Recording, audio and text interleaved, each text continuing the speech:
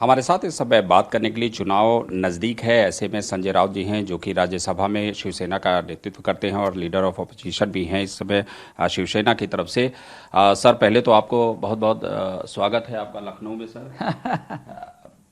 चुनाव नज़दीक है, ऐसे में जो है इस समय जो कि चल रहे हैं और चुनाव को आप बहुत ही, उत्तर प्रदेश को भी आप बहुत क्लोज से देखते हैं, बहुत क्लोज फॉलो करते हैं, जैसे महाराष्ट्र को देखते हैं उसी तरह से उत्तर प्रदेश में, चूंकि उत्तर भारतीय बहुत है ऐसे में आपके रिश्ते हैं, तो उत्तर प्रदेश के चुनाव को कैसे बात ऐसे है कि हम उत्तर प्रदेश को इसलिए देखते हैं कि मुंबई में एक उत्तर प्रदेश बसा है।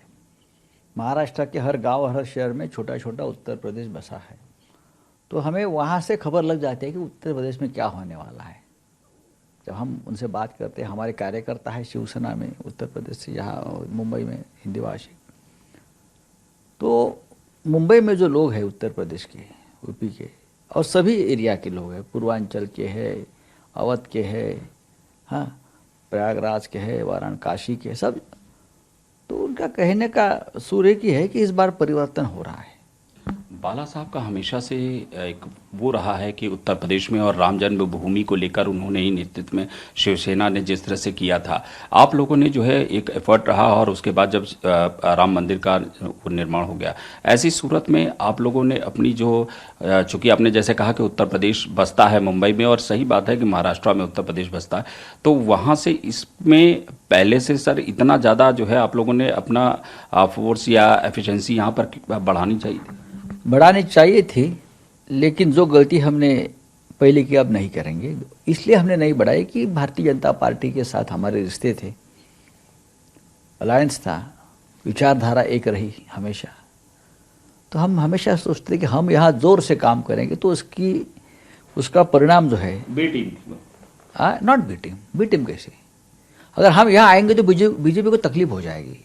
विचारधारा है क्या है, वोट बैंक एक है, तो बीजेपी को नुकसान हो जाएगा, ये हमारी एक भावना रही, इसलिए हम यहाँ ज़्यादा ज़ोर शोर से काम नहीं कर सके। लेकिन इस बार अभी हम करेंगे।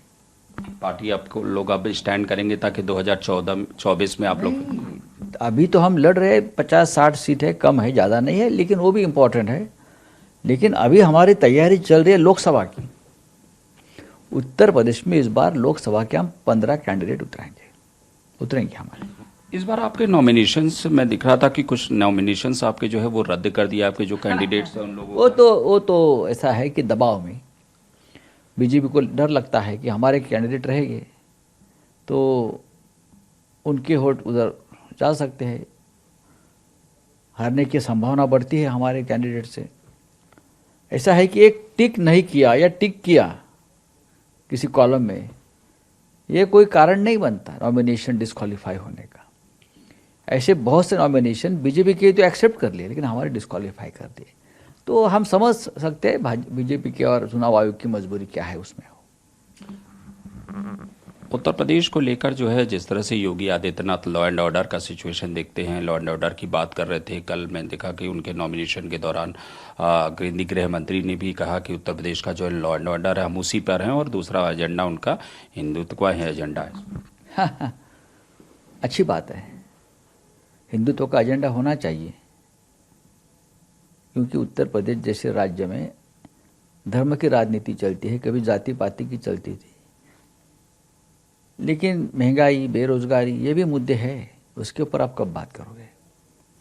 लॉ एंड ऑर्डर है, कानून है। कल ओबीसी के ऊपर हमला हुआ, यहाँ 4-5 राउंड गोली चली, ये अच्छे कानून का चित्र नहीं है। पिछले जब से आपके महाराष्ट्र में उद्धव साहब जो है वो मुख्यमंत्री हैं, आपकी सरकार है, वहाँ पे एक बहुत मुद्दा ऐसा है जो कि अब वो दिखाई नहीं पड़ता आप लोगों की जब से सरकार है, वो है उत्तर भारतीयों पे जो हमले वाली जो थी। पहले जिस तरह का जो है कि वो किया जाता था, उत्तर भारतीयों पे हमले होते थे, कई बार ऐसा होता था कि नहीं शिवसेना है, क्या टेंडेंसी? शिवसेना के बारे में ये एक अपप्रचार है। शिवसेना की तरफ से कभी भी उत्तर भारतीयों के ऊपर हमला नहीं हुआ है। आप देख सकते हो, आप रिकॉर्ड चेक कर सकते हो, इतिहास चेक सकते हो, किया किसी ने और नाम शिवसेना पर आया, किसने किया ये भी आपको मालूम है। आज आप देखेंगे बाहर मेरे ऑफिस बाहर, रूम के बाहर जो लोग खड़े हैं उत्तर भारतीय नेता, वो सब मुंबई से है, लखनऊ से है, इलाहाबाद से है। संजय, एक सवाल ये है कि गोवा में आप लोग जो है चुनाव लड़ रहे हैं, गोवा में भी हैं और आप गोवा से आए हैं और मैं भी गोवा में था पिछले एक हफ्ते से जो है गोवा की राजनीति को समझने और वहाँ से लोगों को है। गोवा किस तरह की स्थिति रहेगी आपको? गोवा में हंग असेंबली रहेंगी, लेकिन कांग्रेस आगे है। गोवा की परिस्थिति हमेशा ऐसी रहती है, अनस्टेबल। और गोवा में पार्टी से ज़्यादा 10-12 लोग हैं, वो गोवा चलाते हैं। कभी इस पार्टी में रहते, कभी उस पार्टी में जाते। खरीदने के लिए सब बाज़ार में खड़े रहते हैं, खरीद लो, हमें कीमत लगाओ, हमारी बोली लगाओ। यही गोवा की राजनीति है और इसकी शुरुआत की है बीजेपी ने। कांग्रेस में या बीजेपी में जिस तरह से अमित शाह जी को कहा जाता है वो चाणक्य की भूमिका में रहते हैं, हमेशा कब किसको देखना फॉलो। शिवसेना में हमेशा से आपने जो है जो दो सरकार बनी थी उसमें भी आपकी सबसे भूमिका शिवसेना के आप चाणक्य के तौर पे देखे जाते हैं।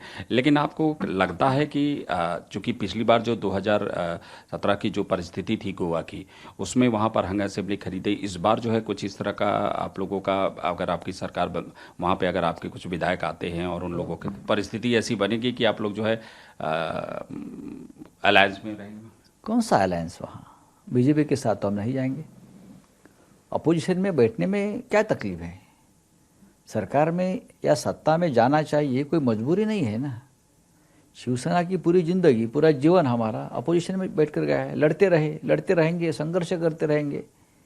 ये थे हमारे साथ संजय राउत से, जो कि बता रहे थे कि उत्तर प्रदेश में बदलाव होगा और उत्तर प्रदेश में जो है वो चुनाव को लेकर, किसानों को लेकर, लॉ एंड ऑर्डर को लेकर, महंगाई को लेकर ये लगातार जो है मुद्दे हैं और इन्हीं मुद्दों पर चुनाव लड़ेंगे। लेकिन सबसे बड़ी बात इन्होंने जो इस कही कि 24 के लिए तैयार है।